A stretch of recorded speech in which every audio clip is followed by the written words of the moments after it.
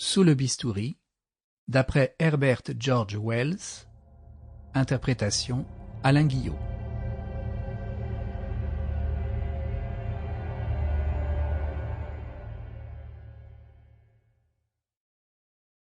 Qu'arriverait-il si j'y passais?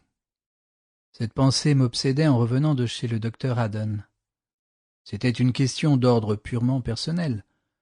Je n'avais pas à compter avec les graves préoccupations d'un homme marié, et je savais que la plupart de mes amis n'éprouveraient d'autre ennui de ma mort que le déplaisir des indispensables manifestations de regret.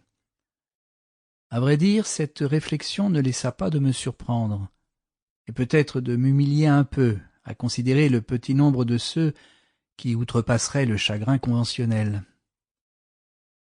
Toute chose m'apparaissait dépouillée d'ornements, sous un jour précis et cru. Il y avait les amis d'enfance. Je m'apercevais maintenant que notre affection n'était plus qu'une tradition, que nous nous efforcions, assez laborieusement d'ailleurs, de conserver. Il y avait les rivaux, et les personnes généreuses qui m'ont facilité les débuts de la carrière. Je me reprochais de m'être montré froid ou réservé. L'un applique l'autre, sans doute. Il se peut que l'amitié même soit une question de tempérament. Il fut un temps dans ma vie où je me désolais assez amèrement de la perte d'un ami. Mais en regagnant mon logis cet après-midi-là, la fibre émotive de mon imagination sommeillait. Je ne parvenais pas à m'apitoyer sur mon propre sort, non plus qu'à m'affliger pour mes amis, ou à me les figurer capables de s'affliger pour moi. Je m'intéressais à cette torpeur de ma sentimentalité, conséquence sans doute de mon état physiologique, et mes pensées suivirent cette direction.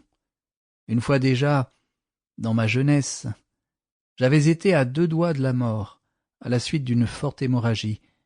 Je me rappelais qu'alors mes affections, tout ce à quoi je tenais par le cœur et par l'esprit, avaient entièrement accaparé mes ressources de compassion, ne me laissant guère qu'une résignation tranquille. Il avait fallu des semaines pour que les anciennes ambitions, les tendresses et le jeu complexe des facultés eussent repris possession de mon être. Il me parut que cette torpeur était due à une dislocation graduelle du mécanisme qui règle dans l'homme physique le fonctionnement des sensations de plaisir ou de peine.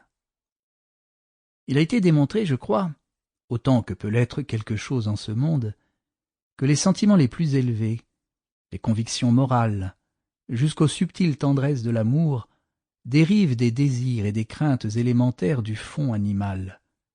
C'est le harnais que revêt notre liberté intellectuelle. Sample complete. Ready to continue?